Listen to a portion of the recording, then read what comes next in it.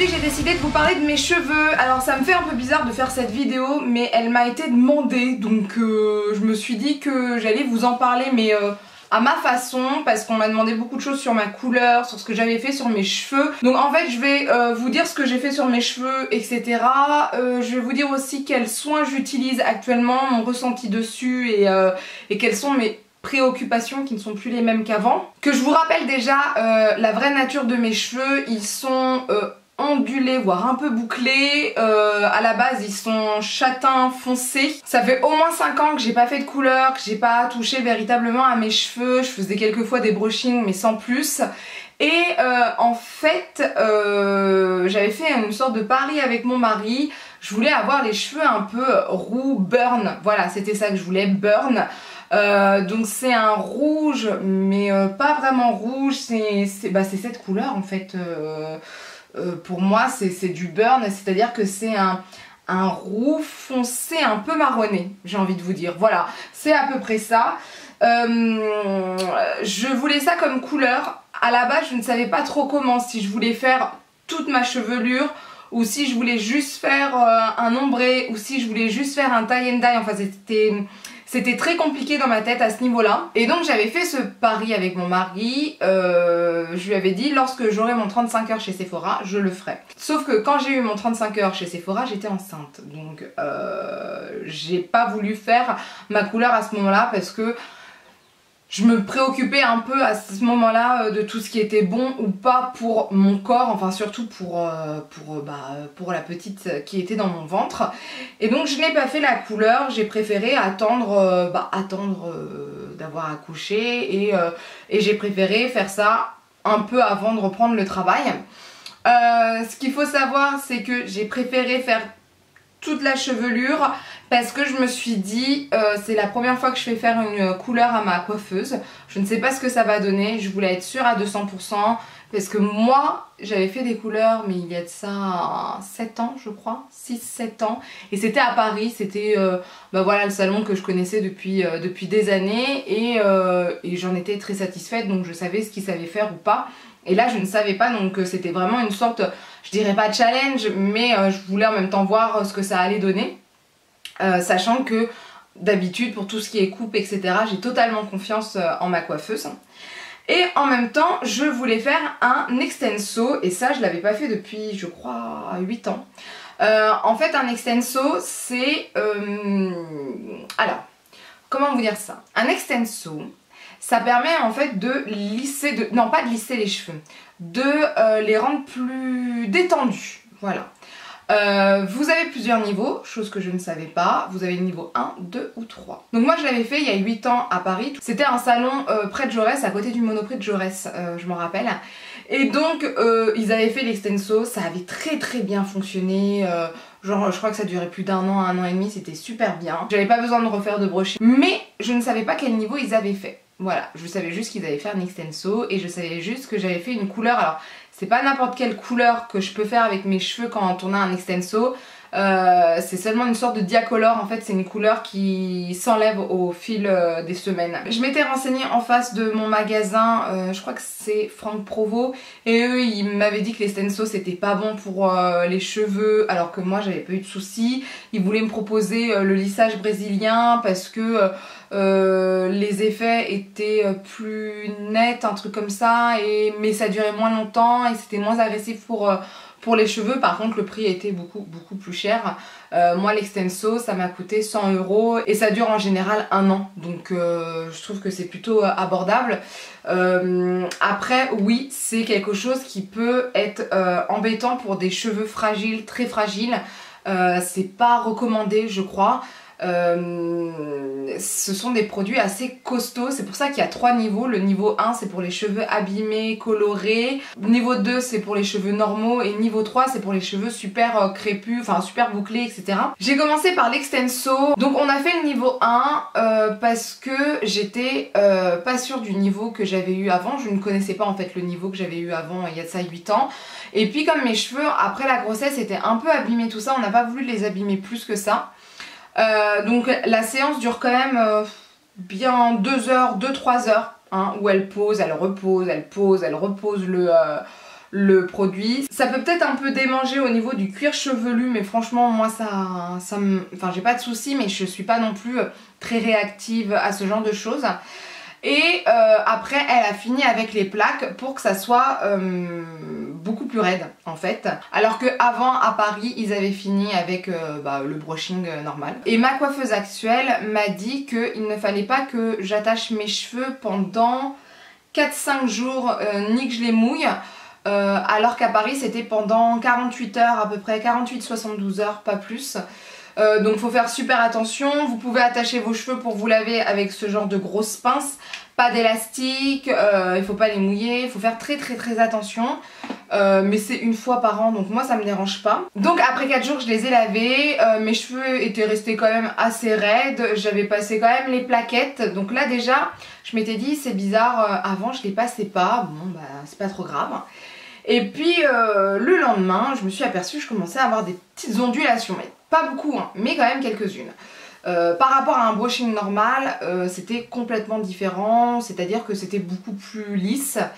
Mais il y avait quand même quelques ondulations et je me suis rendu compte au fil du temps, donc là ça va faire un mois, plus d'un mois que je l'ai fait, que mes cheveux quand même ont retendance à onduler. Alors c'est très compliqué, comment on veut dire ça. Ils sont beaucoup plus faciles à lisser, ça prend beaucoup moins de temps, ils sont beaucoup plus faciles.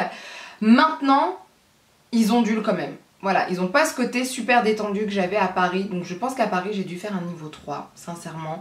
Je pense que je vais voir ça avec ma coiffeuse.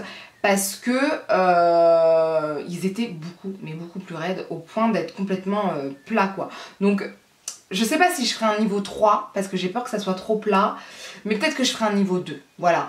Là ils sont bien, je les ai lissés vite fait ce matin. Mais par contre ce matin ils étaient quand même plus ondulés. D'accord? Ça faisait pas des grosses ondulations, des boucles comme je peux avoir, mais on voyait qu'ils étaient quand même plus ondulés. Quand je les attache en fin de journée, c'est surtout, voilà, c'est là, surtout moi mon problème en fin de journée, c'est un peu bouclé. Voilà, c'est juste ça, c'est pas le truc atroce, etc. Mais c'est juste le petit souci, moi j'aime bien quand ils sont super raides, que je me lève le matin et que je me dise bon bah je les brosse vite fait et puis basta. Non, j'ai quand même besoin de passer les plaquettes pendant 2 minutes, vite fait, juste pour faire le devant, certaines fois vite fait une mèche là et ici le devant, c'est tout. Ce qu'il faut savoir aussi, quand je me lave, je préfère utiliser cette pince parce que je trouve que c'est beaucoup mieux, il y a moins d'ondulation que si j'utilise un élastique, même si ce sont les élastiques qu'on a l'habitude d'utiliser, enfin que moi en tout cas j'ai l'habitude d'utiliser. Même ces élastiques là, je trouve qu'après la douche ça fait quand même un peu d'ondulation. Que je n'avais pas avant. Après il suffit juste que je les brosse ou que je passe vite fait les plaques et ensuite ça passe. Mais voilà, je trouve que c'est pas aussi bien qu'à Paris. Maintenant le niveau je pense est beaucoup moins fort que ce que j'avais eu à Paris. Voilà, au niveau des produits que j'utilise, donc j'ai mon fer à lisser, c'est un vieux, hein. Franchement il doit avoir plus de 3-4 ans. C'est un Remington, c'est le Wet to Straight, c'est un très vieux, voilà, très vieux truc. J'avais pensé à en racheter un, mais franchement, j'ai pas envie de mettre de l'argent dans ça. En fait j'avais pensé à en racheter un pour le travail, mais pour l'instant celui-ci fonctionne, au travail je me débrouille autrement, enfin voilà. Après si un jour j'en vois un pas trop cher, je sais pas, faudrait peut-être que j'essaye la brosse, peut-être. Faudrait peut-être que je l'essaye là prochainement pour voir ce que ça donne et dans ce cas là peut-être la mettre dans mon casier au travail comme ça. Vite fait, ça serait peut-être pas mal, faudra que je vois ça. Parce que franchement c'est presque rien, c'est juste moi qui veux absolument aucune ondulation. Je veux qu'il certes il y ait du volume mais pas trop d'ondulation. Je veux juste un peu de mouvement, voilà c'est ça. De mouvement dans mes cheveux mais pas plus. Donc celui-ci... Oula, pourquoi il fait ça? Oh ça fait flipper, il a commencé à clignoter, j'ai flippé sa mère. Bon bref, celui-ci en tout cas il est très bien, par contre je pense qu'il est sur la fin, hein, je vais être honnête avec vous. Il a quand même un peu plus de mal à chauffer etc. Puis il fait des trucs bizarres, hein, là c'est ce que je venais de... Il a commencé à clignoter, je ne sais pas pourquoi, voilà, je pense qu'il est bientôt sur la fin, il faudra sûrement que j'en rachète un autre. Je ne sais pas lequel, je ne sais pas quoi, je m'y connais pas assez en fait. Beaucoup de gens parlent de GHD etc. mais moi j'y connais rien. Et puis mettre 100 € dans un truc comme ça, je trouve que ça vaut pas le coup. Je pense que 50 € ça suffit largement, voire 30, mais voilà. Et après au niveau des produits, je vais vous en parler juste après parce que je fais un mélange de plein de produits. Donc là on va partir directement sur la couleur puisque à peu près 1 semaine et demie, 2 semaines après mon extenso, j'ai fait ma couleur parce qu'il faut attendre un laps de temps pour pas abîmer les cheveux. Et donc c'est ma coiffeuse qui m'a fait ma couleur parce que moi je ne veux pas toucher à mes cheveux au niveau de la couleur. J'ai bien peur d'avoir un résultat complètement catastrophique. Et elle avait voulu me faire un truc, c'était un peu burn et un peu violine, hein. Il y avait un peu de violet. Alors je ne sais pas si le violet est resté en fait, j'ai pas l'impression, j'ai l'impression que tout est parti. Voilà, donc c'est pas plus mal. Parce que, ou peut-être qu'il est resté et c'est ce qui fait que j'ai cette couleur là, je ne sais pas.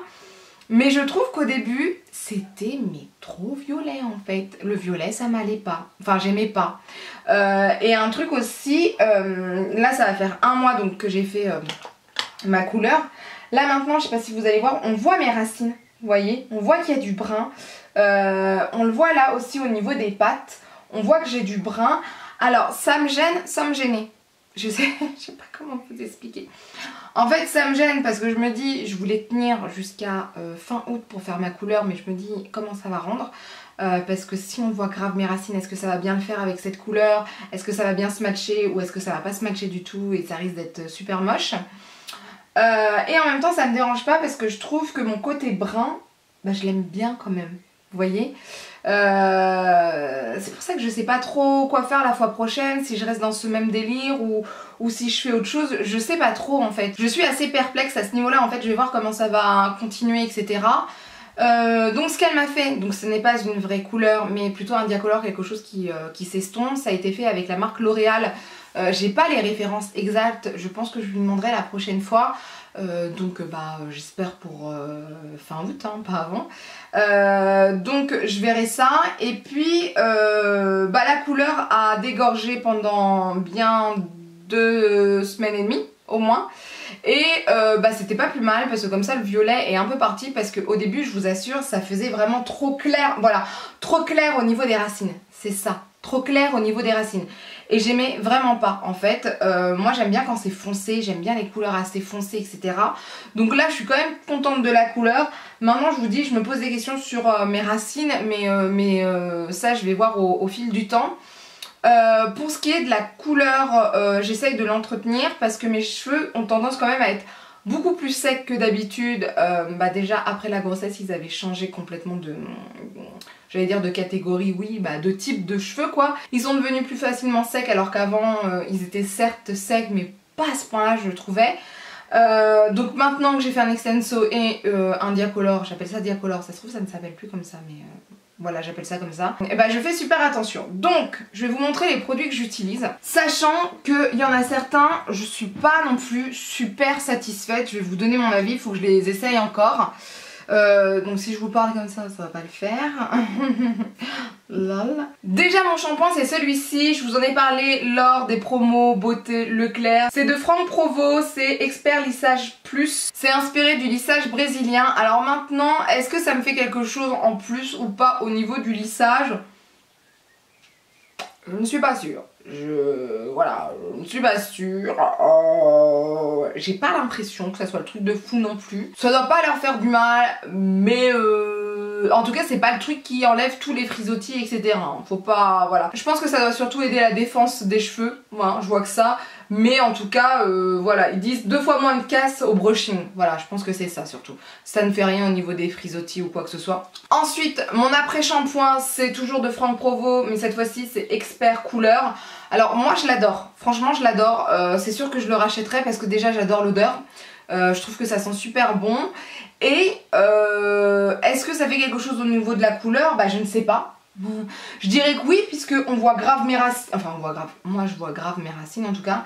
Et je me dis que si je l'avais pas, à la base la couleur elle aurait déjà dû s'estomper beaucoup plus. En tout cas au niveau du rouge, Donc voilà, en tout cas j'adore l'odeur, je trouve qu'il est bien, j'aime bien la texture, donc lui je le rachèterai c'est sûr. Au niveau des masques, j'en utilise deux actuellement de la marque Garnier, donc j'ai celui Macadamia, donc c'est pour lisser les cheveux, donc c'est pareil, je vois pas énormément de différence, voilà. Et l'autre c'est le réparateur, celui à la papaye, et bah je trouve qu'il est bien parce qu'il nourrit les cheveux, mais voilà. Mais celui-ci, le lissant, je vois pas encore véritablement de différence. Faudrait peut-être que j'essaye plus longtemps sans, je ne sais pas. Mais je vois pas une énorme différence avec ou sans pour l'instant. Après, quand je sors de la douche, j'utilise l'huile Kardashian Beauty. Alors voilà, ça c'est pour moi the tuerie. Je me rappelle que je l'avais utilisé quand je l'avais en tout petit format et j'avais déjà aimé, mais là c'est une tuerie ce truc. Mes cheveux sont 10 fois plus doux avec, il n'y a rien à dire. Il n'y a rien à dire. Donc moi je mets ça juste avant de sécher les cheveux. Je la mets avant de me brosser les cheveux. Je la mets dès que je sors de la douche. Et j'adore l'odeur. Bon maintenant il n'y a que 89 ml. Je trouve ça un peu dommage. J'aurais bien voulu un 200 ml, ça aurait été cool. Elle est quand même assez chère je trouve, mais c'est vraiment une tuerie. J'ai pas essayé l'autre gamme, tout ce qui est gamme Kim Kardashian, shampoing, etc. Je n'ai pas essayé, il faudrait que j'essaye un jour, mais franchement, l'huile c'est une tuerie. Celle que j'aime bien aussi, c'est l'huile extraordinaire d'Elseve. Alors ils disent pour cheveux colorés. Ce que j'aime bien avec cette huile, c'est aussi que mes cheveux sont doux et je les trouve beaucoup plus soyeux, brillants. Voilà, on va dire ça comme ça, sans faire gras. Ces deux-là, je les utilise en sortant de la douche avant de me sécher les cheveux. Et franchement, je trouve que mes cheveux sont beaucoup plus doux après avec. Ensuite, avant de faire un brushing, j'utilise le Sleek Serum. C'est-à-dire que je me suis séché les cheveux avec le sèche-cheveux. Mais vite fait, hein. J'ai remarqué aussi qu'il faut pas que je sèche tous mes cheveux. Faut pas que je sèche complètement mes cheveux au sèche-cheveux, sinon après ils deviennent un peu électriques. Donc je les laisse un peu humides, je trouve que c'est préférable. Et le résultat est beaucoup mieux, mes cheveux sont beaucoup plus beaux et plus, comment dire ça, ils font moins dans tous les côtés, ils sont plus mèche. Je sais pas comment, vous comprenez ce que je veux dire? Ils font moins électriques en fait. Hein. Donc je mets ça avant de faire mon brushing. Alors c'est bien sans être bien. Pourquoi? Je trouve que c'est bien parce que c'est pas gras. C'est un sérum qui est pas gras, par contre c'est super collant et je trouve que ça assèche les cheveux. Voilà, donc heureusement que je mets des huiles avant parce que je trouve que ça assèche les cheveux. Je trouve que mes plaques elles râpent dessus, je sais pas si c'est bien ou pas.